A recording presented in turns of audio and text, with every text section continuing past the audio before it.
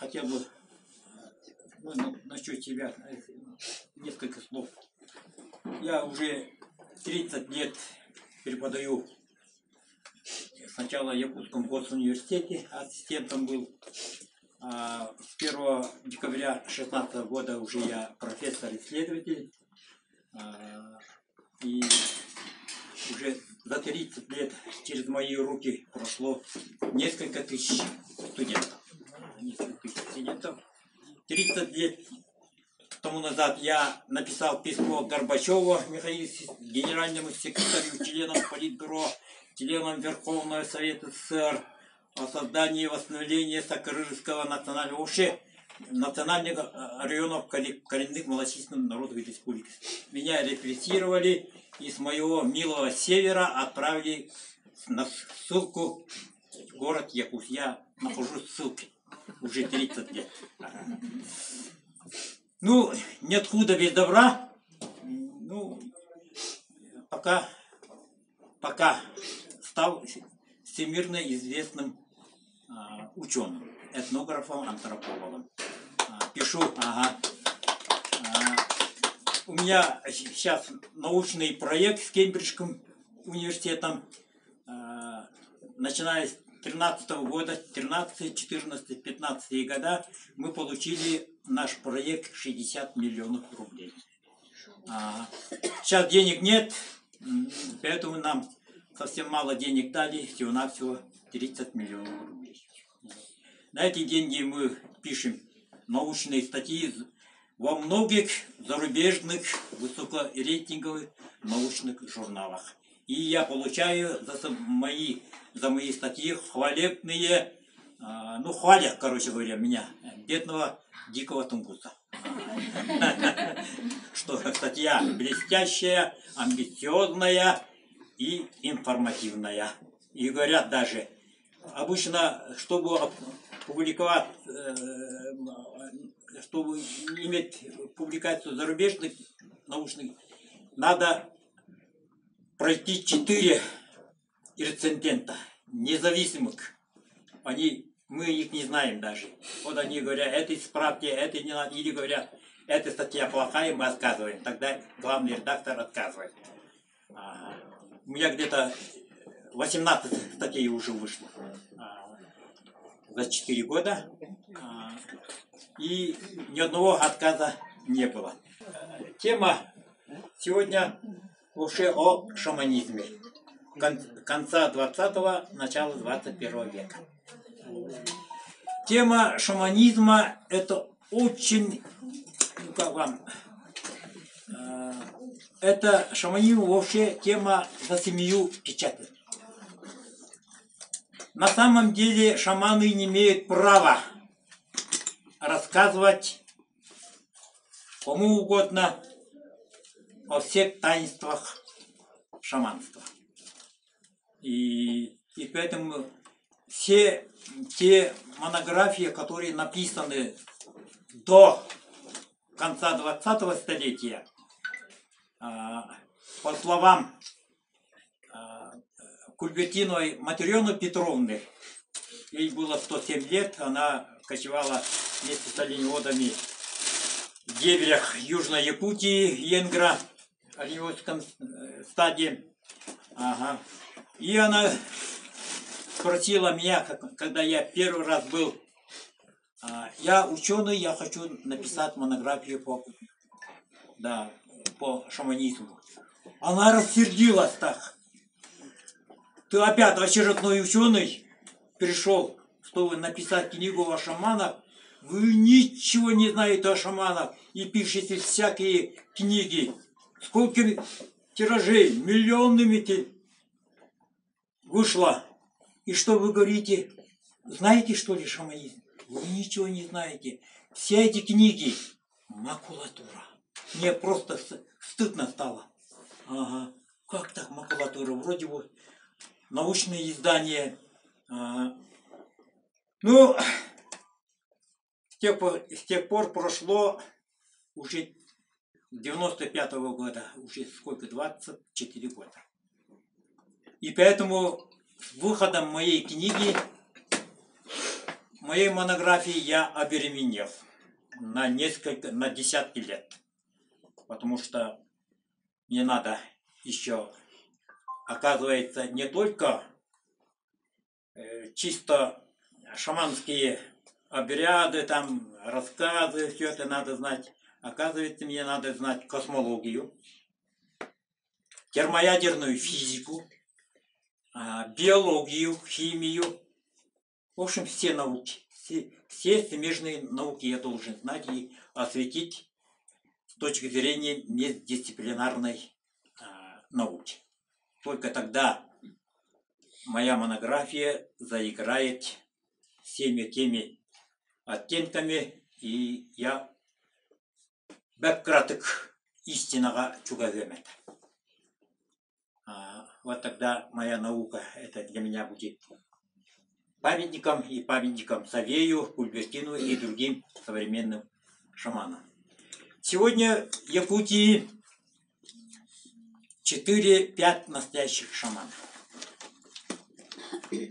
Я у Федота во время камлания спрашиваю, все время спрашивал у Савея, сколько настоящих шаманов в Якутии. Это во время камлания. Они спрашивают у своих духов помощников. Они говорят, тот-то, тот-то, тот-то, тот. Они шаманы. А у нас список, я говорю, 10 человек якобы. Они говорят, нет, они не шаманы. Ну, я ярлыки не буду навешивать. Это они тоже, кто называет себя шаманом сегодня, многие называют себя шаманами. Ну, Бог им судья. Они за все поступки ответят все равно. Ну, я сам был в годы советской власти коммунистом и атеистом. Даже не простым атеистом, а воинствующим атеистом. Да. Мы в советское время как? Все топтали. Ой, шаманы, это шарлатаны, обманщики. Это опиум для народа. Ну как так? Они обманывали, эксплуатировали народ, бедный народ. Нас просто, оказывается, запрограммировали. Для меня стало интересно, почему...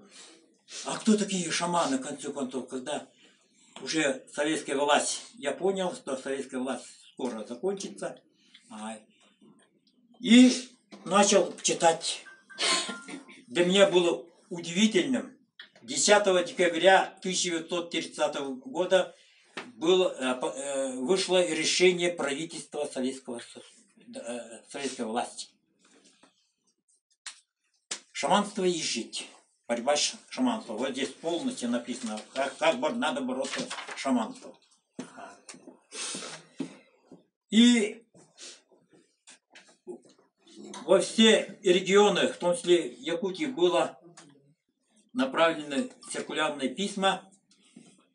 У меня в центральных улусах Якутии, в Вилюйских улусах, все есть восточные, северные, даже это не затрагиваю. Вот список репрессированных шаманов. Более 200 человек. Где они, в каком наследии, в каком улусе жили полностью, вот он список. Вы можете посмотреть. Это список, это настоящие шаманы. То есть, что я хочу этим сказать?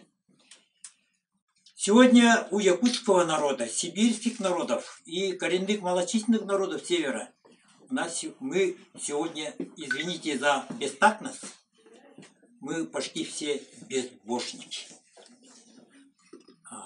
Мы атеисты. Атеисты. Ни в Бога, ни в черта ничего не верим. А кто такие атеисты? Ну, я не буду долго распространяться.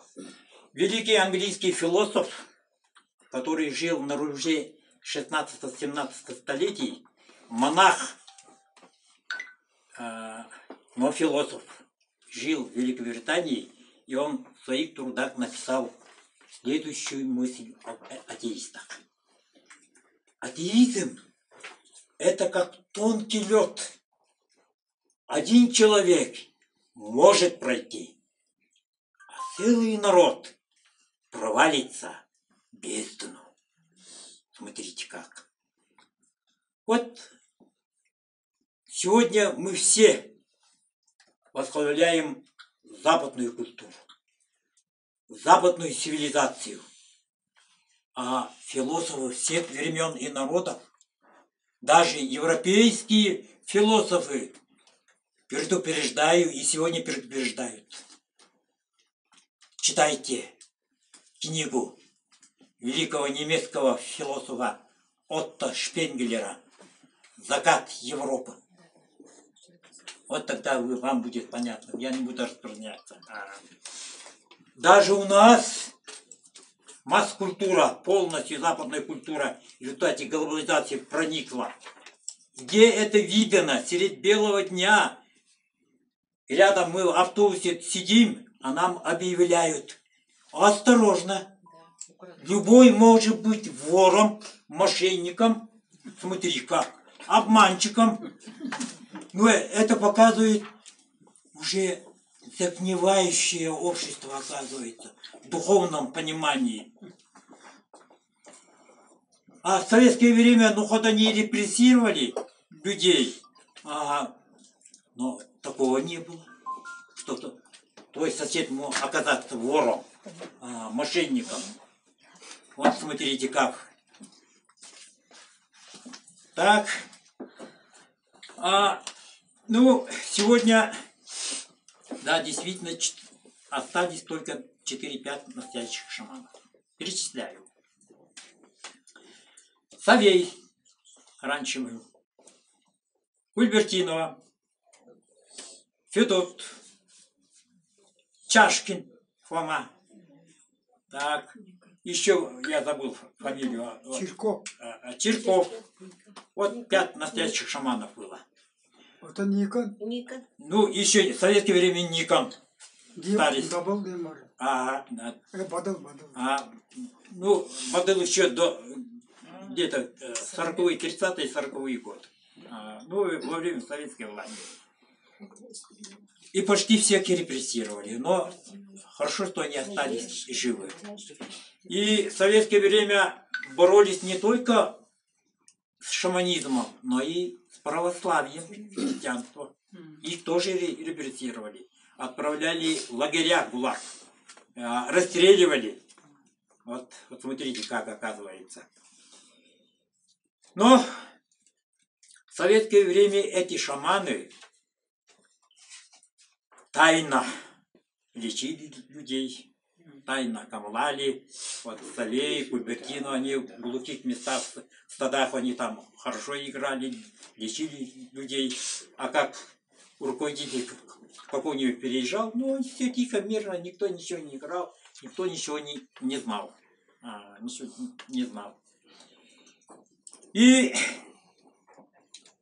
для меня было интересным, я в 1995 году получил инфаркт.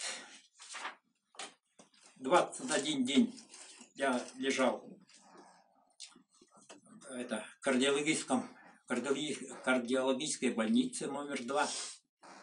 РБ-2. РБ-2. Ну, диагноз инфаркт. 21. После этого я услышал, что в Енгере, в Ониольских стадах есть удаганка-шаманка Кульбертинова Матрена Петровна. Я решился туда поехать. Поехал. Она посмотрела на меня и говорит: ой, этот молодочек, я в те времена совсем молодым был. Мне сейчас 72-й год пошел. Все женщины, которые присутствуют, ахнули бы: ой, какой красавец мужчина, да. Ну, а сейчас года берут свое. И пришел, она посмотрела, говорит: ну все, дорогой, оказывается, ты совсем болен. Завтра он пригласил своего помощника, дал наказание, указание и сказал: завтра Анатолий будем менять оленя, его больное сердце на оленье сердце. Перевезите такого оленя, дерево, пускай до утра постоит. Я удивился. Я никогда не слышал, что шаманы должны мне операцию сделать на сердце. Утром, 5 часов утра разбудили, это было 11 марта. 11 марта, 5 часов уже разбудили, когда солнце, заря начиналась, помощника, и народ весь собрался, стойбища. И примерно 30-35 минут она камлание палатки сделала. Потом помощник говорит: Анатолий, выходи на улицу. Я удивился. Мы вышли вслед, за мной вышли все, весь народ, ну там 10-12 человек, и маленькие дети. Рано утром все городские. Женщина с помощником, удранка вышла. Я подошел к оленю. Она говорит, помощник говорит: обнимай за шею. И своим сердцем с левой стороны оленя я обнял. Бабушка камлание сделала, вокруг 3 раза обошла. И меня этим бубном, вот она бубен, вот таким бубном вот сюда сделала, оленя сделала. Опять на олимпийском она поет, опять. Короче, 3 раза сделала. И потом помощник говорит: заходи в палатку. В палатку мы зашли, 15-20 минут опять камлание сделала. И на этом все, начали бабушку раздевать. Потом она покурила, попила воду чистую, курить, и говорит, помощник говорит: подходи. Я подошел к бабушке, на колени встал, и она говорит: все, Анатолий, я твое больное сердце заменил на сердце молодого оленя. Я ушел поражен был, как так? И говорит: ну, 6 месяцев или год сердце будет, ты будешь чувствовать. А потом через месяц поедешь у себя на родину, ты посетишь альёрское стадо, там тебе сделают ИДГ, ты сколько можешь, выпей оленевую кровь, оленью кровь, кружками. И не гнать туда. Я действительно через месяц я поехал в Себенкёль. 3 кружки выпил. Вкуснятина. Не бойтесь, я не вампир, ребята. Это западная культура так говорит. Что кто кровь пьет, это вампир. Мы-то, для нас это национальное блюдо. У немцев, когда гость приезжает в оленевское стадо, они забивают оленя, всех приглашают, разделывают, едят как корыто кровь полностью, каждому в сыром виде тугубердер, это и ребро или мясо. Ты туда обмахиваешь и все кушаешь. Для меня тут что, я взял до кружку, раз выпил, а они все на меня смотрят, эти немцы бедные оленеводы, и говорят друг с другом по-немецки: вот он гость дает, вот он гость дает. Они вот так не пьют, они обмакивают и кушают. Так, таким образом, уже 24 года я хожу с оленем сердцем. 15 лет я скрывал эту информацию. Никому не рассказывал. Даже своей жене и детям не рассказывал. И бабушка мне... После этого я 2 раза был у бабушки. Бабушка мне дала такие вещи и сказала: если очень будет трудно в жизни, ночью вставать и тихо говори, я приглашаю тебя Матрена Петровна кәл не хакомелястина такана микалем девять. Я эту проблему, любую проблему я решу. Но я пока еще не дошел до такого состояния, хотя оппоненты, когда я дал интервью в газетах, про меня начали писать там в WhatsApp, что Анатолий крыша поехала, он хотел всемирно известным стать, обманывая это, он такого быть не может, как так на олене сердце, где это написано, где это, да, действительно нигде не написано, это секрет шаманский. И таким образом, оказывается, был прав великий Сократ, когда после своей лекции повторял одну и ту же мысль. Чем больше я читаю, тем больше я узнаю, что я ничего не знаю. Смотрите, как оказывается. Я еще раз повторяю. Даже современная наука, я уже трижды повторяю уже в этой аудитории. Современная материалистическая наука знает об атомах или об материи нашего мира, Вселенной, только 4,6%. Или, грубо говоря, 5%. Вот таким образом наша современная материалистическая наука оперирует только 5% истины. Я буду прав. Это все сейчас написано. Оказывается, современная наука даже вообще не знает, кто такой человек, откуда он и куда он идет. Люди не прошли от этой обезьяны. А мой совет последние годы мне все время толковал. Анатолий, нас шаманов делают инопланетяне. Когда встречаемся, он мне все рассказывает. Я сплю в своей палатке, говорит.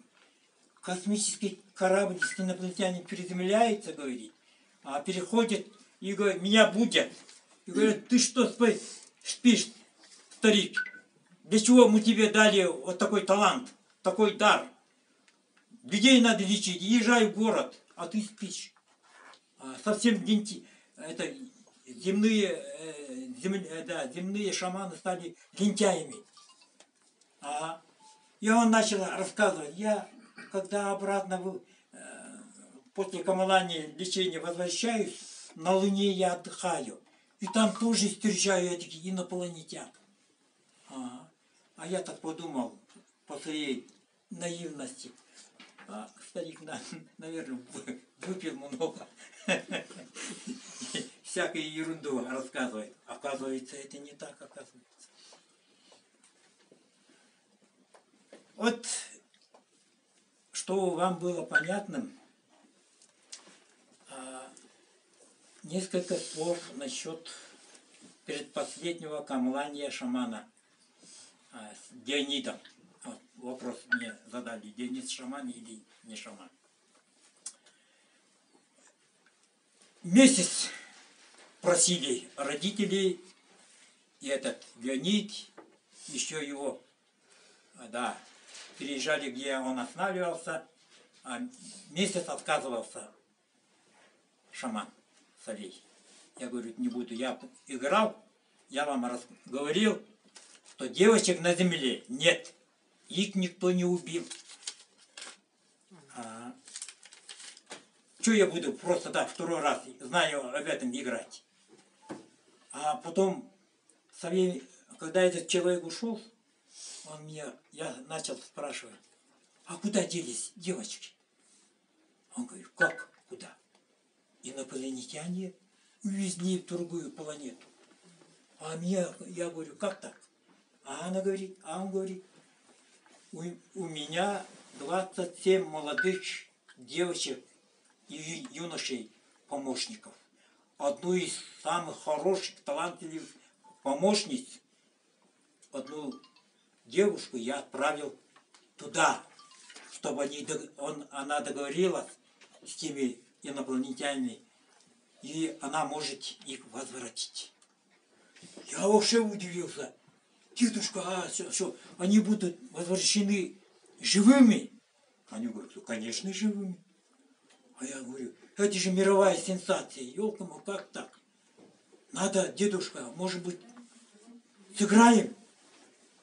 Он долго думал, курил. Потом говорит, я еще раз. Ну давайте, девушка, попытаемся вот. Давайте сыграем и узнаем этой девушке, когда возвратится. Но я ей говорит, я ей дал срок. Срок дал. Такого числа она должна возвратиться, мне докладывать. Я говорю, ничего себе. Ага. Потом эти люди после обеда опять подошли вечером. И опять просят, давайте сыграем. У нас в Хатасах дом, все, там тепло, давайте сыграем. Ага. И дедушка говорит, ну ладно, вот с Анатолием поговорите, что к чему, там, детали. Ладно, я говорю, будем играть. Я начал с ними переговоры. Никого не должно быть там, где будем играть. С нашей стороны я, как помощник, Савей и ее дочка. Дочка будет нас трое. С вашей стороны только должны быть двое. Помощник Герасим, артист Сахатеатра, Васильев и Леонид. Все, на этом решили. Леонид говорит, давайте в 12 ночи сыграем. А я говорю, нет, дедушка болен, и поэтому 9 часов. 8 часов, говорит, мы подойдем, у нас машина.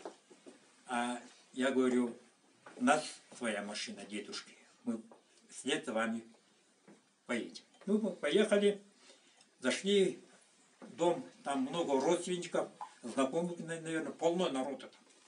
Чай попили и пошли туда. Зашли в якутскую избушку.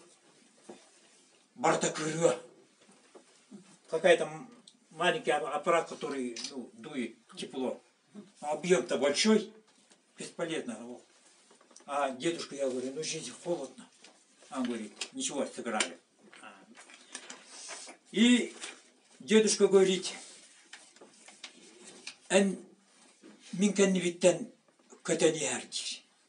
все знают якутский язык, да?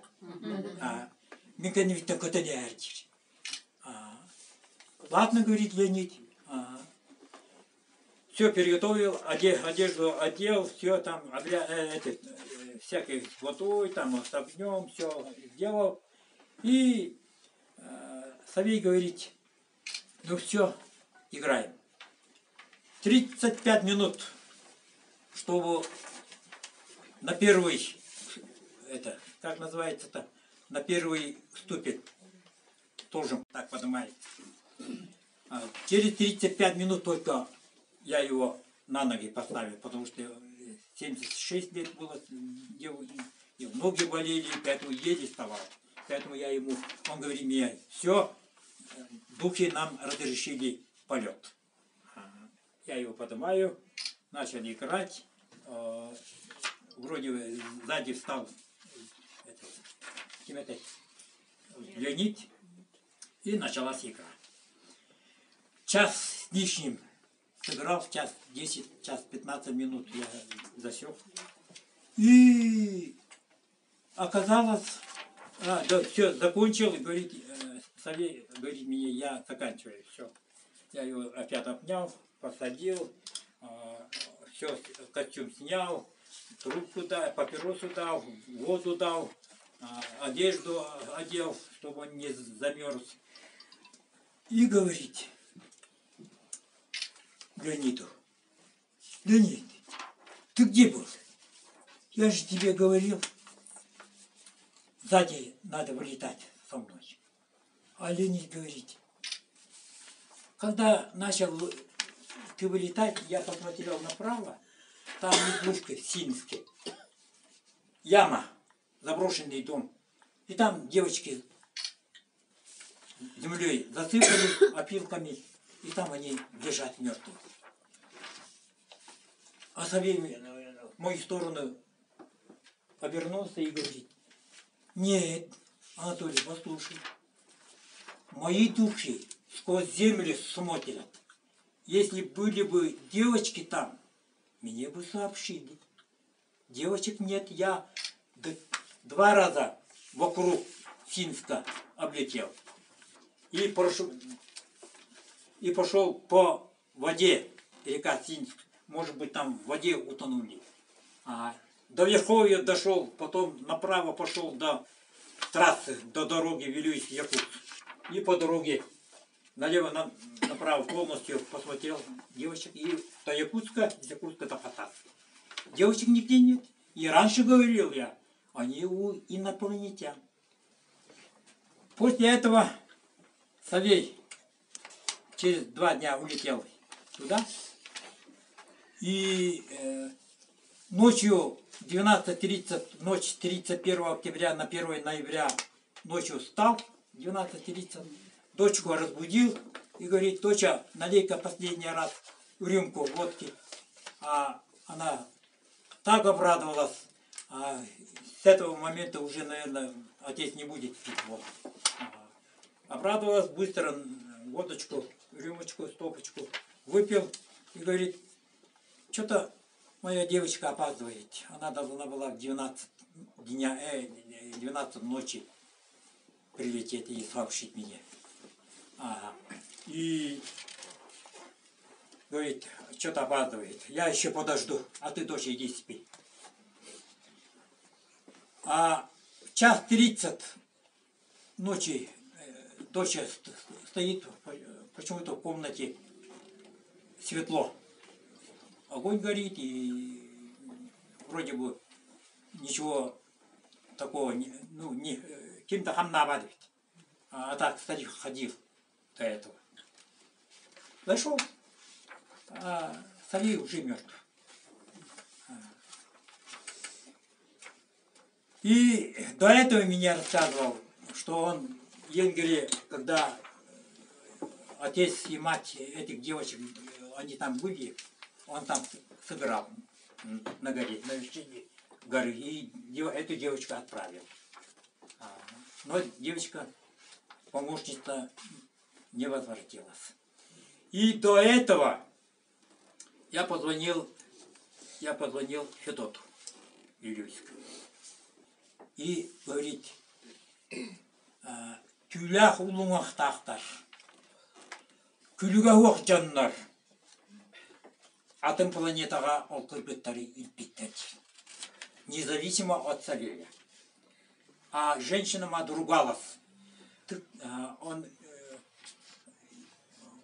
Она просила по телефону Федота: помоги, кыргыттары хаигатин. А Федот отказался. Он говорит: девочек нет на земле. А та рассердилась и начала говорить: ты сякой, ты плохой шаман. Даже не шаман, какой ты шаман. Федот сказал: больше не звони, а то тебе будет плохо. Все, бросил трубку. Таким образом, девочки и по сей день находятся в какой планете, мы не знаем. Они только, Савелий только знает.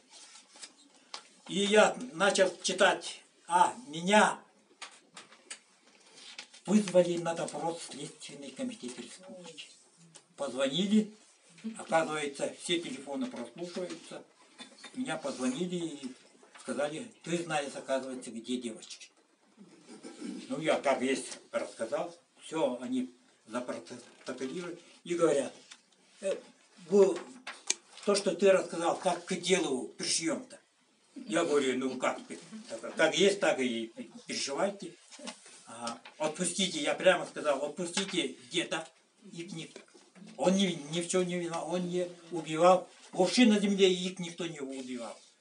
И просто увезли другую. На меня молодой парень смотрит. Подумал, наверное, что я со сдвигом. Ну а что делать? Видимо, Леонида тоже вызвали, наверное, на допрос. Потом начал, до вчерашнего дня у меня очень много книг нашел. И там рассказывается, оказывается, на земле и по сей день людей, инопланетян, и демонстрировать. Даже целые деревни, 1000 человек, тоже они бесследно исчезают, оказывается. И сегодня. Даже целый батальон солдат исчезают. Солдаты исчезают. А потому там очень много таких фактов. Ладно, идем дальше. Таким образом, я про обряд не буду рассказывать. Это в моей книге все это будет. Я решил фотографировать. И 25 мая 2007 года это оригинал секретариата ООН. Вот на подписи. У меня была первая фотовыставка о Савее, о шаманах Якутии в здании ООН в Нью-Йорке в мае 2007 года. Смотрите, все это оригинал. Вы можете посмотреть. Попросили, все сделал. Это часть этих фотографий. Вот мы с Савеем. Где она? Вот. Около ООН. Вот этот шар стоит, Земля, разорванная планета Земля. Ага.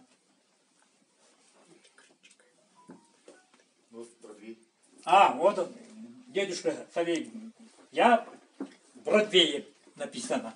Мы в Бродвее были. Вот американок лечим. Сотрудница ООН. Ага. Ну вот так, смотрите как. Ага. У меня всего было 12 фотовыставок. 2 фотовыставки в Москве, 2 в Санкт-Петербурге, Кызыле, здесь в Якутске и село Енгра. И последняя фотовыставка была в сентябре-октябре 2015 года в Германии. Ну, я пропагандирую. Оказывается, шаманизм – это есть стройная система взглядов на природу, на общество и на человека. Вот что такое шаманизм. Оказывается, шаман – это природный феномен. Для шамана смерти нет. Благодаря шаманам создана вся мифология планеты Земля.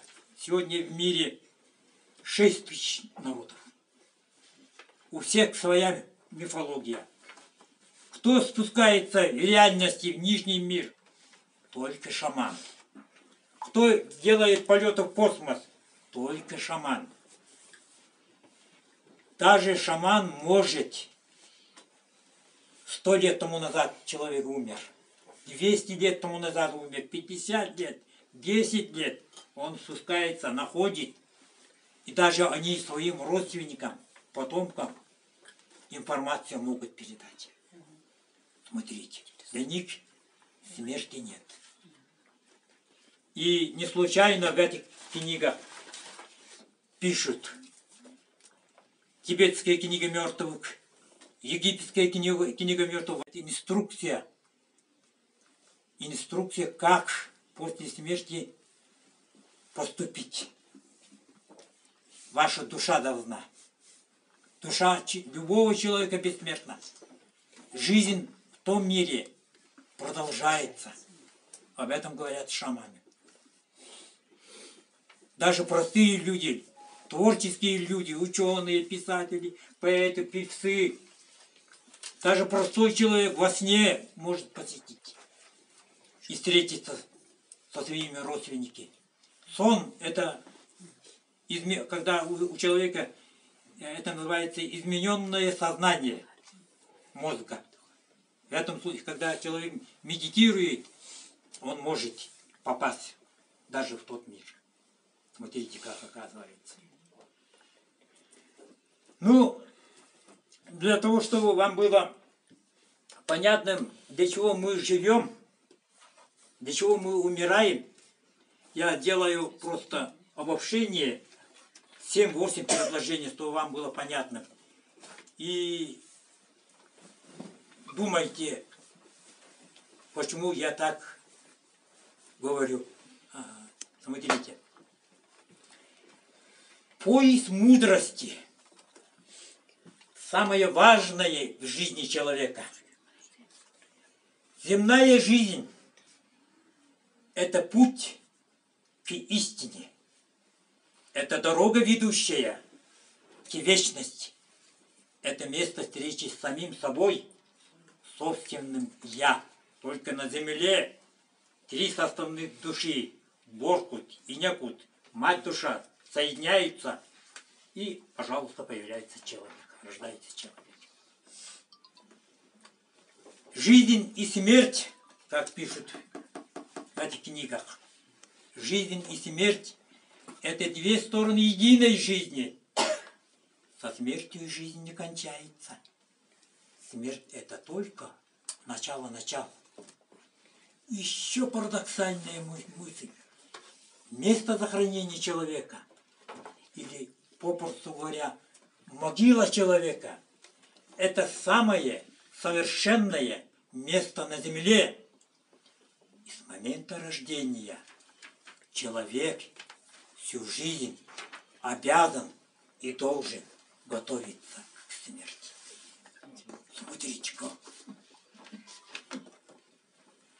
То, что сегодня миллиардами денег, долларов, там, евро, богатство копят. 1/10 они с собой не возьмут. В тот мир возьмут только духовное богатство.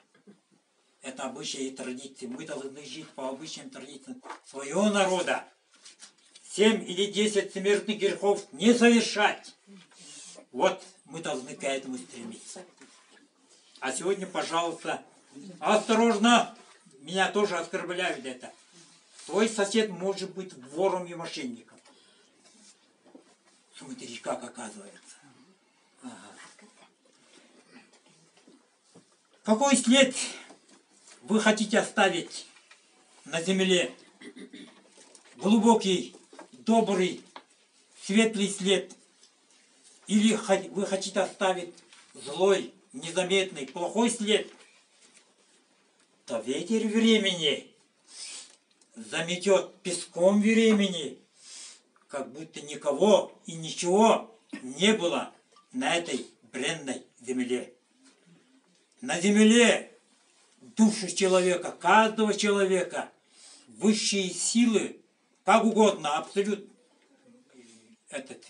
абсолютный дух, Бог, Божество, Аю, Араитайон, как угодно, нас испытывает богатством, славой, нищетой, пьянством. Кто-то в тюрьме сидит, кто-то хорошие карьеры делает, кто-то оленевод, кто-то коневод или простой. Все мы выполняем, как говорил Бернард Шоу, на земле мы все артисты, актеры, и каждый выполняет свою роль.